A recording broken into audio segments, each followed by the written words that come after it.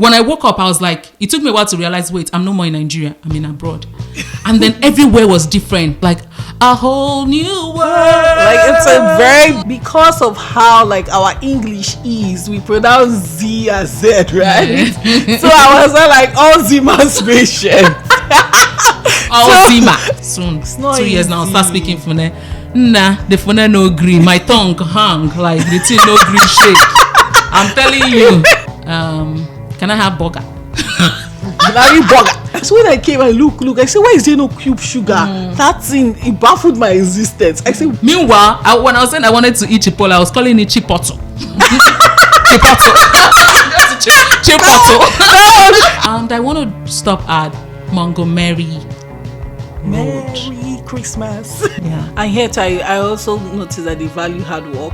Yes. They value hard work. Like if you're hardworking, you're diligent in what you do, you'll be rewarded. Hello, peoples. Welcome to another episode of our podcast, Life as a Say podcast. My name is Zuki and I'm Aka. Welcome. welcome. Hope you're having a wonderful day. So today we're going to be talking about our immigration experience, our immigrant living in America experience. Okay. We've been here I've been here for a decade now. Amaka's same, right? Yeah. No, not up to. Okay. I will be up to. So we just want to talk about our story. Getting there though, but not up to. Yeah. Yeah, we all have shared similar experiences, and it can feel isolating when you feel like you're the only one that has your own unique experience. But trust me, as immigrants anywhere, we have similar stories to tell.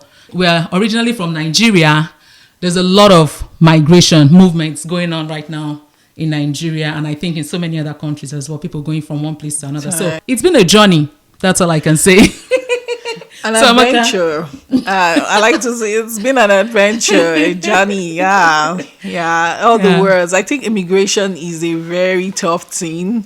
Like it's really tough, but it's also exciting because, like I said, I like the new things. I like that euphoria of new things, but it's also like a journey because you don't know what you're walking into, right? Yes. You leave everything that you know for the unknown. Yep, So it's a test of fate. Let me put it that way. So you're leaving everything you know, your friends, your family, your culture, your food, the weather. Your food and the weather, hallelujah. And now you're moving to somewhere different with a different set of culture, values, and you're just like thrown into it and you're wondering, how do you integrate? Yeah, it's tough. For me, moving here to America as an adult, it was a lot. Like, it was a lot. So, Amaka, I don't know. Before I delve into all the nitty gritty, details, how was it for you when you came here, when you landed? I don't know which airport. Me, I came in through JFK. What airport did you come in through? I came to Portland. Oh, PDX. Okay, PDX. Yes. How was it? How was the experience? The flight from Lagos to PDX? It was long. It was very long and tiring. I was like, what is this? And the hassle of the Nigerian airports and their system, how they will check you so many times, check what you're carrying, and then you finally get to the plane, and then you stay for a long time. It took I think my first journey was almost 20 hours, right? Because we went through Dubai, and then it was like flying all over the world. Oh my God. But I didn't go to Dubai itself. We stopped at Dubai. That airport is lovely. That Dubai airport is beautiful. It's big and it's large. I feel like it's one of the biggest airports. So yeah. So that was another. We got checked there too. Searched your bags, make sure you're not carrying any contraband thing, and then we came to. I think we came straight to we went to Seattle. Okay. And then that was when they checked us in, port of entry, checked our bags. And me now, I was still carrying my green passport now. So everything was just like suspicious. They'll just be checking you from place to place because you're carrying that green passport. So you come in there, and then it was just different. I was like, oh my goodness, all these Oyibo white people at the same time. Now, was that your first time traveling out of Nigeria? That was my first time traveling out of Nigeria. So it was very, very, the experience was it was really enlightening. And then we came from Seattle. It wasn't a long flight. We came to Portland, and I was like, okay, finally. And then my husband came, picked me from the airport, and then we just came out, and boom, the weather just hit me. I came in October, so it Oh, was the fall. So the weather just hit me cold. Luckily, I got me a jacket, so I wore that jacket and I started going, and it was just like, this is different. So that was my first instance. I was like, this is cold. I've never been a cold fan. Yeah. So it was Wow, that's and we've been here till now. till now. That is fantastic. Awesome. Amaka, for me, just like you had never left Nigeria before, my trip then or migrating here. But when I came here, I came through Dubai as well, like you, Amaka. Okay. And on the flight from Lagos to Dubai, it was just, I saw a lot of Nigerian, everyone was speaking their language, Yoruba, Igbo, like you're just It was now like we even that was scared though. Hey, that was my first time, my second time, but it was a longer flight. Hey, I was scared. I was like, oh my god. Any little like turbulence, I'm like, blood of Jesus. It was just so funny. And then when we got to Dubai, man, it was like a whole new world. Like it's a very beautiful airport. Beautiful airport. city. Yeah, like light everywhere. Like I was like, oh my god, yeah, I'm no more in Nigeria, And then I had a long layover, like 8 hours. I was just walking around. And then Amaka, I saw this class of white people I had never seen before. What class is that? So in Nigeria, you see there are white people now in Nigeria, right? But in Dubai, I saw like and these are not Arabs, they're not Middle Eastern people, they're like real Caucasians, right? There was just something about them. There was an air they carried. There was an air of knowingness, of confidence, of assuredness. I don't know if there's any English assurance. Like of assurance of yes, this is me. I am here. I'm occupying this space, right? And then of course, those people, when the flight started boarding to New York, right, a lot of those kind of class of white people all entered the flight to me. And then I heard them. So I was like, yeah, this is the Americans, with their accent, their English, they were speaking. And I was like, wow, this is the Oyinbo people I used to hear in the TV when they're speaking all those, the American, hell. Yeah. They were, and they just had this. So what it did for me was like, wow, like Americans have a spirit. There's just some kind of air about them. I just noticed, I was like, wow, these guys just are like so... right off the bat. Right off the bat. They were just... Man, anyway, sorry for this long detour, but I just noticed that. And then we landed in JFK. It was so beautiful. Oh, New York. I don't know if that was when my love for New York came, but so beautiful. And then there were people, like, oh my God, it was so beautiful. And I wanted to eat. I was hungry. And I said, can I have burger?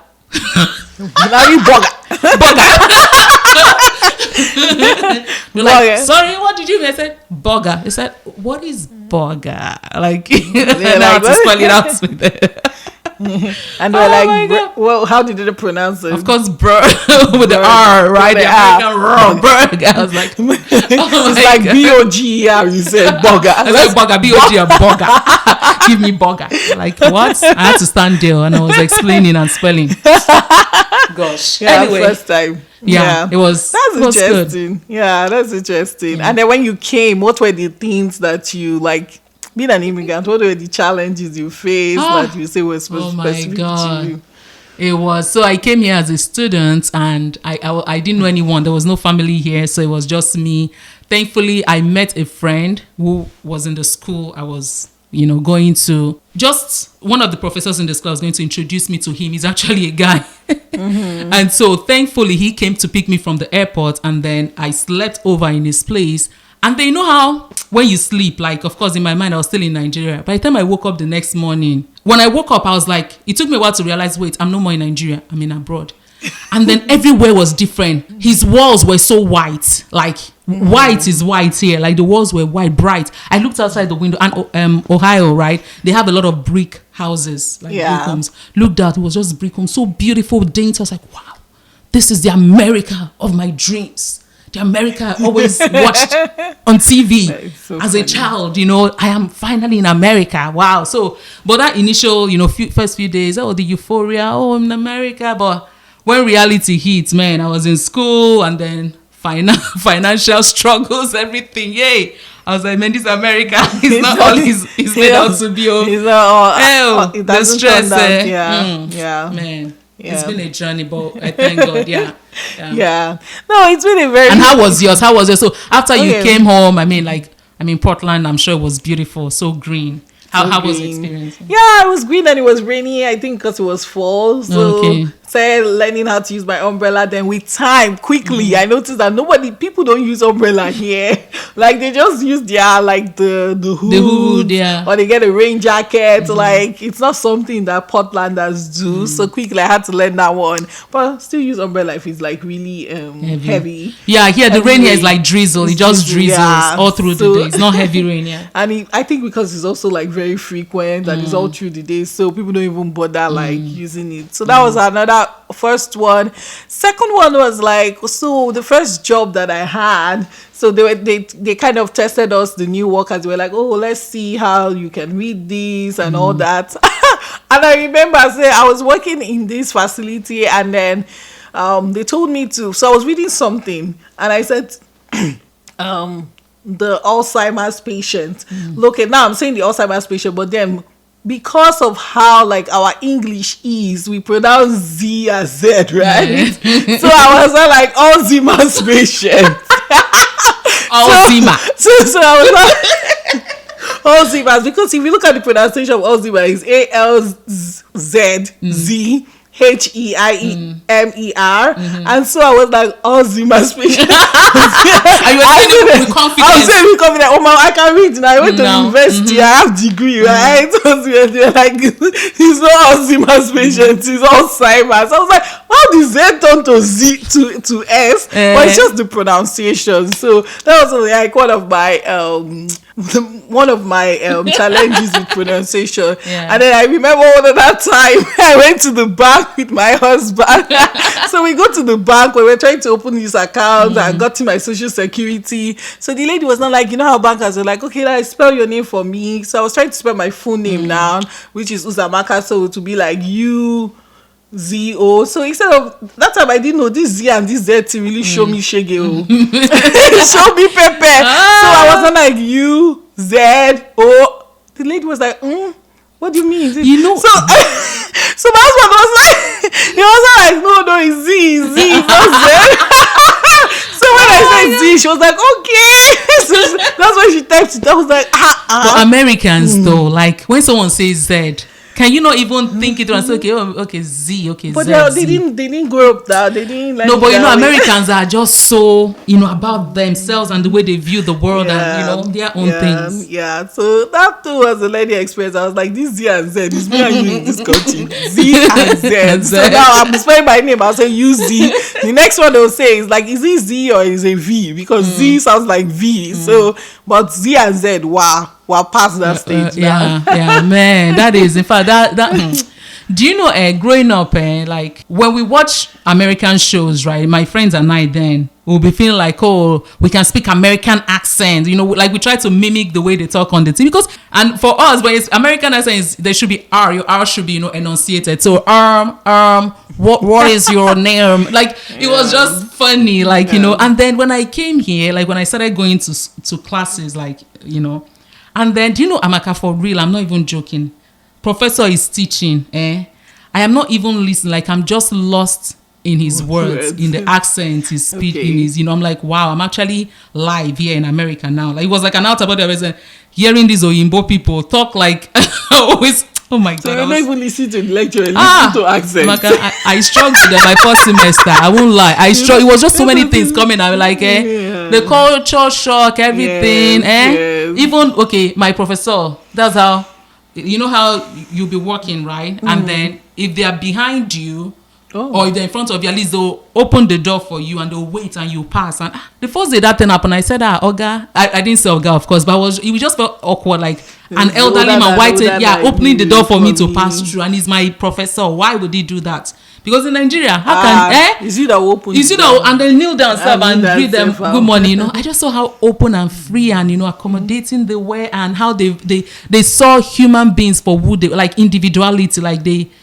promoted each person's individuality, and I really loved it. Like, there's always like questioning with them, trying to challenge the status quo. That's another thing I noticed. And back to that, even when I went to school here, I did my grad school here, and then I went to I got another degree here. I noticed also that they will say, please, the very first time the professor was like, please, I'm gonna do it on a first name basis. I was like, first name basis? You that you have this degree, you're way older than me. You're telling me to call you by your first name. You don't want me to call you doctor.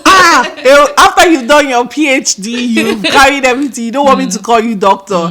And I was just like the same thing, fascinated that was a thing here. Like they try to bring the power distance, just make it smaller. Yes. Yeah. So I was like, so I was telling, I was like, so we can call him by the first name. You say Dave. You say, instead of saying Professor Dave or Dr. Dave, you say Dave. Like, as in, I was like bewildered. I was like, this is something. I struggled with that thing. If I'm writing email, I will still write Professor something. They will say, please call me. And they're very polite about it. They'll be like, please call me. Or even when they're introducing themselves in class, they'll be like, hey, I teach, my name is Dave. I teach this class. I'm a professor. I have a PhD. I'm like, you're a professor, but we should still call you Dave. We should still call you Dave. And you still greet us first. Even when we don't greet you still be like, oh, hey, how are you? How's the day going? Yeah. You opened up for us. It's so interesting. So that's also like a different culture shock and dynamic. So, yeah. I remember when I met, one of the Oyinbo people I've ever interacted with here, and she was like, I don't remember what we're talking about. She now said, that by the way, that she's going to be moving out of her mom's house this weekend and she's moving into her boyfriend's house.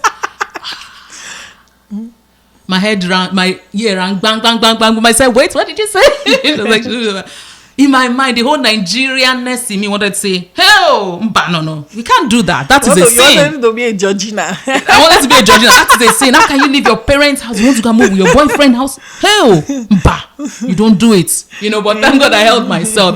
I was like, wow, that, because in Nigeria, you don't leave your parents' house until you get married, right? But here, once you're 18, you're out of the house, chart your own course, do what you want to do. No one is holding you down. So it was, a lot of culture shock. And then even with the food and all that. I remember when the first time I had McDonald's, I was like, oh my God. It's fine now when they show it on in TV or magazines, like the beautiful, it didn't taste as good as I had as the picture one. And for me, with the food too, another thing I noticed was that there was, when I first came, lots of sugar. I would be like, I'll taste something. I'll be like, even the cake, like I'll taste it. I'll be like, this is sugary. Like it took my tongue time to like adjust to even like sweet foods. I'm like, this is already sweet now. Why put these 4 grams and 10 grams of sugar, right? Have you seen them do candied yam?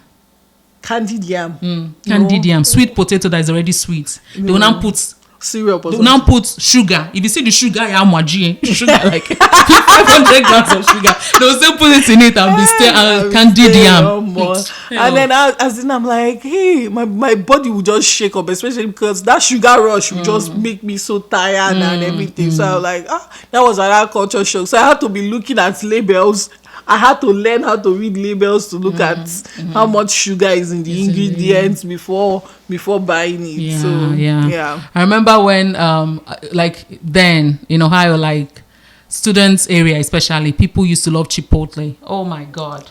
Like you see the Chipotle line, you see the Chipotle line, and you see, and again, Americans love to line up. Line. In Nigeria, when there's long line, people want to, cut line. Here they are so patient. Everyone is so patient, civilized. Like even if you want to go and call line, you're asking yourself, "Am I a goat? Am I to, like, let me get a line up." They'll just be going small it's line. True. That one too. They loved it, and then when I now finally tried the Chipotle, I say, God. How long about what is this? They were, like it just tasted burrito, like their burrito. Yeah. And Nigeria, I used to eat shawarma. We used to have shawarma. Yeah, I used to eat, and then there was this we have this kid. There's this tasty fried chicken in Nigeria. Okay. There's a fast food joint, just tasty fried chicken, and they had burritos, right? I used to love their burritos because it was like minced meat in it and then peppery. We like pepper now. And then so I was thinking, okay, Chipotle's burrito will be that way. By the time I ate the burrito, number one, no pepper. Thankfully, no sugar, but no pepper. It was just beans, and that kind of beans, black beans. I didn't understand the taste. I was like, what? Hey, I couldn't even stand it, But now I like Chipotle. Meanwhile, when I was saying I wanted to eat Chipotle, I was calling it Chipoto. Chipoto. That one got me. I was like Chipoto. Chipoto. So it was my Nigerian brother that said, it's not Chipotle, it's Chipotle. Oh my my God, Chipotle. Chipotle. Yeah. Oh my God. That is interesting. Ah. Chipotle. Can I have some Chipotle? I'll be like, excuse me. Can I have some Chipotle? Chipotle. Burrito. Well, I like Chipotle though. I like Chipotle. I like it now. It's an acquired taste. It's an acquired taste. Yeah, I like it now. So Amaka, so first day going to grocery store, did you have any grocery store kind of experiences or? Grocery store? No, not really. Oh, grocery store? No. I didn't have any. Or maybe mall or like stores or. No, I think one experience that I would say that I had was when I went to the DMV office when we first came. So I had a little bit of cash, and so the guy had done our processing for driver's license just to get in and all that. So I don't know whether I wasn't seeing the notes well. I didn't know American money well and dollars. I just come now. So I think so. I was not there. I was not trying to pay for something, and I gave the guy $100, right? He just looked at me. He was like, $100? No, it's just $20. I said, God, this guy is honest. Do you understand what I'm saying? Like, they'll just carry the money and give it in the pocket. Yeah. So that experience, I was like, he was like, do you know how much he gave me? I was like, oh, I don't know. It was like $100, but this thing you're paying for is just like $20. And I was like, oh, I didn't know. Okay, let me find a smaller note because he didn't have any change or anything. Okay. So I was like, okay.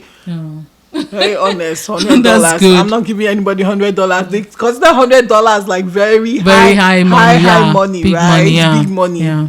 Even here, do you know people don't really steal, like all this petty stealing? Like you can leave your phone somewhere, and when you come back, you meet it there. Because it's locked, it can be traced. It can be traced. There's so many. There's camera in that place. They can catch you. That is it. They Do you know catch you, they'll catch you now? You just go to jail for nothing. For stealing phone that you can go and pay monthly and they'll be collecting small money. Yeah. Do you know even in airports when like you know how the carousel, like how when your load arrives, nobody's even watching. No, the people you just go and pick you. I was not asking my friend one day, I was like, now wow, this people are so trusting here. Like what if someone carries someone else's bag? She was like, why would they do that? This is an American talking. She's like, why would someone carry someone else's bag? Like it was just so foreign. In my mind, I was like, in Nigeria, you now come on, there'll be security guards everywhere manning it. Like even you'll be like, hey, where's my bag? Before someone else carries it. So yeah, some of those. For me, right, in grocery store, the first time I went to Walmart and all that, Amaka, there was so many choices. Like I wanted to buy cereal. Hell, so many flavors, so many choices. I was just confused. I was like, hell, American, so like toothpaste, so many choices. Yes. Oatmeal. Say, what is it you want to buy that you won't see? Like plenty competitors. Yeah, you're like, wow. Yeah, you know? That's another one. That one too is real because I feel like business here can be competitive because a lot of people are also doing that kind of thing. So any product you're looking for, you're gonna see a competitor. You're gonna see a competitor for that product. So it's good for the business, for the economy too. Yes, but that's a good one because Nigeria one thing I've noticed, like I was like when I came here I was thinking of sugar, right? I noticed that we don't have cube sugar. Do we have cube sugar in this country? That's true. I've never seen remember that sugar in Nigeria that is Lion. Blue? Lion. Is it Lion or St. Louis? St. Louis. Lion is thyme and curry. Oh yeah. You don't know say they cook. St. Louis is St. Louis sugar. So when I came and look, I said, why is there no cube sugar? That thing, it baffled my existence. I said, why is there no cube sugar? I don't know. If somebody can tell us why there's no cube sugar in this country, there's no cube sugar in America. I'm looking for cube sugar. So you just settle down with it. And even in the sugar, there's like different. There's brown sugar. There's competitor. Nigeria, I think. Did you have competitor for St. Louis? St. Louis has stolen the market. Yeah, St. Louis. I think Dangote came and started having his own sugar. Or was it? St. Louis wasn't even Nigerian made. It was foreign. It was but imported. we didn't have any like sugar. That was that sugar for the whole country. That's true. Very limited. But life is different now. You know, we haven't tried because all these smalls now. But that time, I think that was the only sugar everybody was using. That's true. I was like, that St. Louis, you really made money. St. Louis, whoever the importer was really made money. The importer was really made money. And cube sugar, they'll not give you one. Take one for Gary, take one. But it was good to ration, though, because otherwise. That's the thing with all this granulated sugar now. You can't really ration except you use spoon. So even that spoon stuff, you're like, and there's no point because most of the products you have sugar in it. I'm like, you have sugar when there's sugar inside already. It's like sugar on top of sugar. Sugar on top of That's sugar. interesting. Oh my goodness. So another one, Amaka, oh God, was accent, pronunciation, Ah. everything. Oh my, I always say it and I'm not ashamed to say it though, Yes, but I wish I had American accents. I have been here for going to 12, 13 years now and I still sound the way I sounded when I landed here, You can work on it now. I've been working, I don't know. The thing is hard, oh God. Well, I remember when I came, my professor then, he's also Nigerian, my advisor. Oh. He had thick Nigerian accent. When he's teaching, he was saying, hello, hello. Like literally, I'm not even kidding. Like his But his he's proud Igbo of accent. it now. Proud of it and teaching. And Igbo people are hearing him, they're understanding and they're writing his exams and passing, So Yes. so yeah, So why are you? but then I was like, by the time me soon It's not 2 years now I'll start easy. speaking Fune. Nah, the Fune no green. My tongue hang like the thing no green shake. I'm telling you, So, but anyway, I know this is just what it is for me. I've accepted it now, right? Yes. But apart from the accent, when I came that early time, my pronunciation, because so part of my scholarship or fellowship I had to work with middle school teachers, high school teachers, elementary at some point, and then even college, students. And imagine interacting with those kind of kids, American kids who haven't been around foreigners. Like all they know is they grew up in their little county, and they've never met someone that speaks different. I remember one of the kindergarten kids I was, doing after school program with. She was like, why do you talk this way? I was like, no, speak normal. Like she literally thought that my accent I was putting up an accent. That was so funny. It was so funny. Like, Oh my goodness. I was like, no, this is how it. So she's like, no, this isn't how people talk. I was like, no, I come from a different place. I come from a country called Nigeria. Mm-hmm. So it was an educational moment too, for her because she was, those kids, I feel like Americans are so self-absorbed, like this is all, they don't really. Yeah. And then, when I was even the teaching self, you're teaching them pronunciation. I remember one little tiny boy that was maybe 4 or 5 year old. I was, like kindergarten, like after school program. So I'm not their teacher. I was just after school program when they finish school and parents put them in those programs to keep them busy before they come pick them up. So colors, let's learn about colors. I was like, I'll point to a color and tell him. I point to purple and I said, purple. The boy was like, I said, say purple. He said, what is that? I said, can you see this color? It's called purple. He said, no, that's not purple. That's purple. Wahala. The kind of gbasgbos I was just receiving. Amaka. He's well. Why you saying I received a lot of gbasgbos with that R. One time I was going to school. I was like, I'm looking for the arts class. Arts, like, like art. I meant to say art. Like we don't, art, we don't understand. It's so I'm looking for the arts class. And I was like, what is arts class? She was just looking around arts class. And I had to spell She was really like genuinely looking around for you. She was like, I said AR. She said, oh, you mean art class? Oh yeah. She now showed me. I said, okay. Another one to my vocabulary. Yeah. Art, not But that's arts. how you learn it, right? So in fact, and then I'm talking too much for another final one. I entered bus, so that's why I was going somewhere, and then I had to stop at the bus stop. Now the bus stop name is called Montgomery. It was my first time going. I've never been there before, but I know from the metro, from the transit company, like they showed, okay, this is a bus stop if you're going in Montgomery. And so I got into the bus because it was my first time. I went to the driver. I said, hey, I want to stop at Montgomery Road. Merry Christmas. Because I was coming from Nigeria where I lived in Lagos, Akoka area. There was a street in Yaba, I think, that was Montgomery. We used to call it Montgomery Road or Montgomery Avenue. I don't know. So I now told this wonderful driver, I'm going to Montgomery Road. Can you stop me there? He said, and he's African Americans. What did you say? I said, Montgomery Road. He said he doesn't know what I'm talking about. Please ask people around. Everyone I was asking, Montgomery. That's they how said, I've carried you somewhere. Where is Montgomery? And I had to spell it. See, I'm telling you my story in this America. I had to spell it. I said, oh, you mean Montgomery? I said, yes. That was how they now stop me at Montgomery. Montgomery. I was like, so you people don't so when I say Montgomery, how is this so different than Montgomery? Couldn't your brain have told you, okay, maybe she means Montgomery, right? Because the pronunciations are not that far apart. But no, they had to put me through the hassle. So so then at least now so you many know other Montgomery. stories. Montgomery. Montgomery. So many stories of Yeah, that was like that. interesting. Amakoya, tell us your But own. I also thought I feel like it's good to know how to spell. Let's say you didn't know how to spell. If I didn't know how to spell that, Just take it to Oshodi or somewhere. Oshodi. I think my own is the same like experience with pronunciation. Just saying, I'm trying to think of one that I've said. Just regular thing, like I don't really have like a specific one.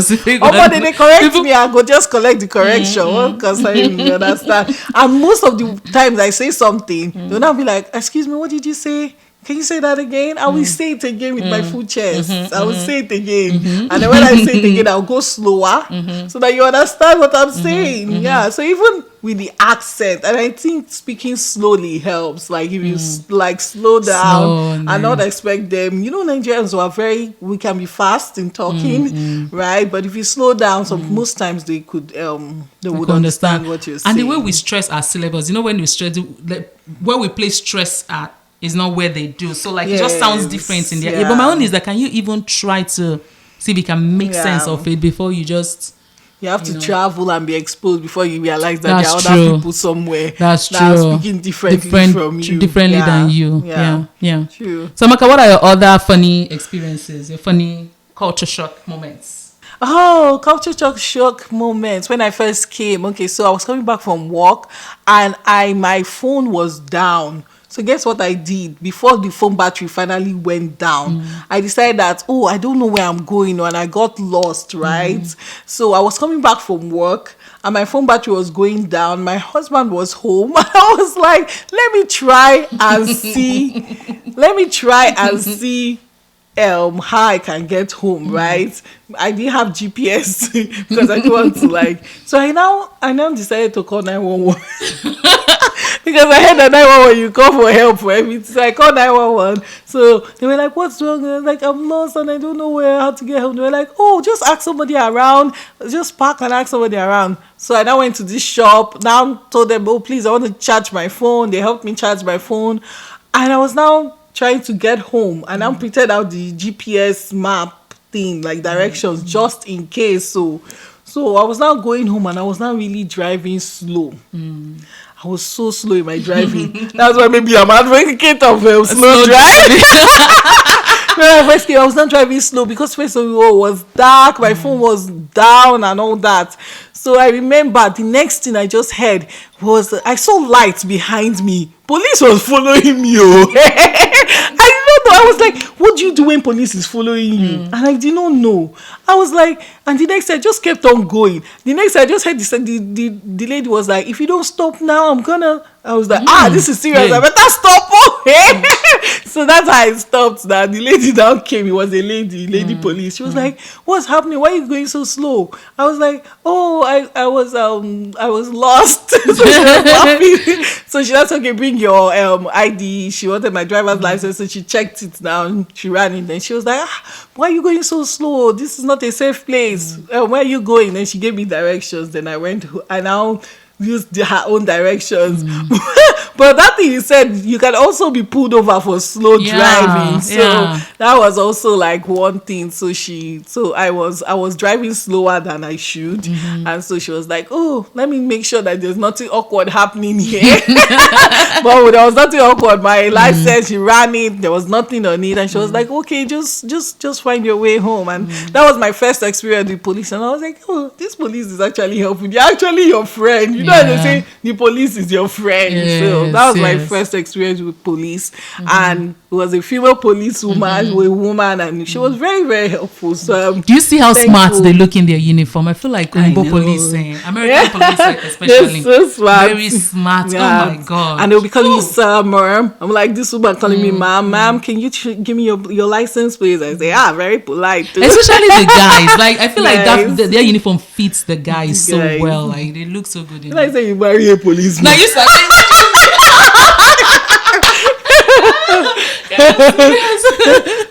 No, but uniform men here look good. Yes, they look good. They look What's the good. difference between their uniform and our own in Nigerian police? It's Because smart. it's- They're so talking. Oh, is it the talking in that makes the difference? I don't know. I feel like it's smarter. Nigeria talking. own you know they fit like you Nigeria just is be black hanging, now. like, he's black. Theirs too is Yeah. black now. Theirs too is black, but it's just snug on their body, and then they Body. talking. You're right. But you know, they talking also and they then they now- value healthy exercise. All those people They do look good, exercise. like they are well It's toned. like they are Yeah. well toned. Nigeria will tell me will not allow, you two will not allow somebody talk it. Oh my god! Sorry, continue. Sorry. Yeah, no, that was it. And I went home. I was like, oh, that is so nice. My friend said I was going home and I was just seeing my husband. I was just everybody. I was like, oh, that's so nice that like Nigerian They're police, able to help Nigerian you. police will be funny. They say, can you give us 200 naira? So I come pack here first. Pack here. So what did you say you're going to? When I start question, you say you get married, you don't marry. Where your husband? Give me his number. Let me come. Just nonsense, you know. After they'll say anything for the boys. But they can be helpful too. I Yeah, feel like they can be Nigerians, helpful, yeah. Nigerians are we rally around each other. Like when we see people in need, do. we help. We Yeah, do. yeah.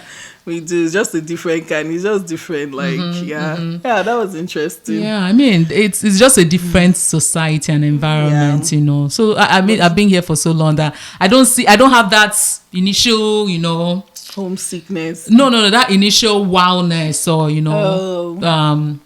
excitement I had when I came. For me, I'm like sometimes I even feel like I feel like I'm in Nigeria sometimes, but it's just that I've been here for so long that I don't see, you know, that difference anymore. Yeah. So, but yeah, it's been good. I love that. What I love about here is just that feeling, that spirit of individuality and that spirit of, you know, dignifying other human beings. Like Beings, I everyone love has it. worth. I love it, Everyone yeah. has value. Like I feel like if you come here, like you just know that wow, I actually have worth. I have value. I have a voice. I can use my voice. You know, I don't have to be like the other person. I can be my own unique individual self.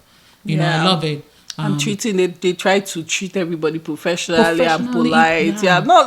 They're not perfect, right? None of us is. Yes. But to an extent, that culture Yes. of like treating Human everybody dignity. with dignity, Dignity, yeah. is there. But whether they're young, they're old, Or you're it's just rich, there, or you're poor. you're poor. See, Obama, you will like the richest man, they will greet their butlers, their cleaning people, like everyone. Like they greet you, they honor you, they respect you. You know, no job is beneath. You go and the cleaning woman or the janitors, you respect and greet them because it's I love it. Yeah, I love I it love too. it so much. Yeah. And yet, I also noticed that they value hard work. Yes. They value hard work. Like if you're hardworking, you're diligent in what you do, you'll be rewarded. You'll be like rewarded, that's you understand, there's always job. It might not be your dream job, but there's always like opportunities Yes. that you can start from. So they value that hard work. So if you are paid to do a job, they expect that you're productive and they reward you. Yes. You have to do your work. Work, You can't be hiding. yeah, Yes. And they yeah. reward you. You're right. You don't have to oil anybody's palm. Palm. You don't have to be subservient to anyone for them to see your hard work and promote. You know, And they will promote you. Yes, Yeah. yes. That's one thing I like. It's Yeah, based I love on, that. as in to a large Merits. extent, merits. Yes. Yeah. That's good. Yeah. This Lord has bless been America. This God has been bless a good America. I mean, episode. it's our home now, right? So Yeah. we love it. I still love my Nigeria. Oh, I miss yeah. my Nigerian food. I miss my I Nigerian know. weather sometimes, like now. But in general, I love America. Yeah, It's giving me yeah. opportunities. Me too. It's a fertile place, ground. Yeah, no place is an El Dorado. No place is Yeah. perfect. It has its own, you know, downsides, but on the whole, it's been good. Even in terms of churches, you know, in America, in Nigeria, they'll say there are churches every. Do you know in America, Amaka?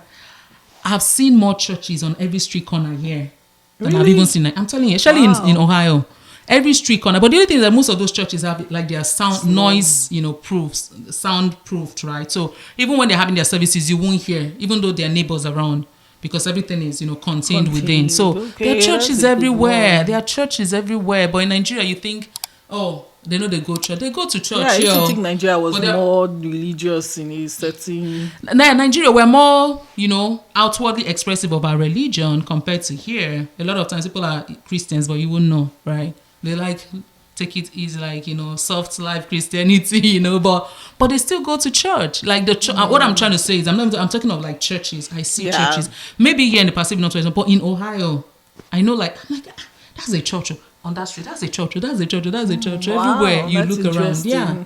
Okay. Yeah. But anyway. Yeah, it's been a long episode. Yeah, very long one. Yeah, so I have a question for you, our end of quiz. Okay. Let's see if you will get it. So what is the largest animal in the world? Ooh, a whale? A blue whale? Oh, she got it. Oh my God! I was like, how did she get it? My nephew, Sino.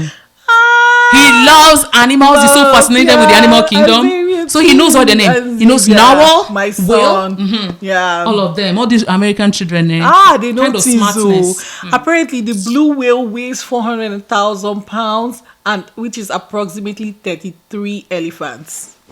Whoa! Yeah, that is Wow, interesting. That's a big animal. So I was like, oh, that's Wow, a God is fun amazing. fact. That's a fun fact. Kudos, Wow. kudos, Zuki. Yeah. That was awesome. Thanks to our awesome. little ones that teach us these Yes, things. that teach us these things. Yeah, but thank you so much. Hope you enjoyed it as an immigrant wherever you are. Hope you were able to identify or connect with some of the things we spoke about. Please share your stories with us in the comment section. Would appreciate it. All right, like, subscribe, share, comment. Thank you. Thank you so much. Take care of yourself. Have a Bye-bye. blessed week. Bye-bye. Bye.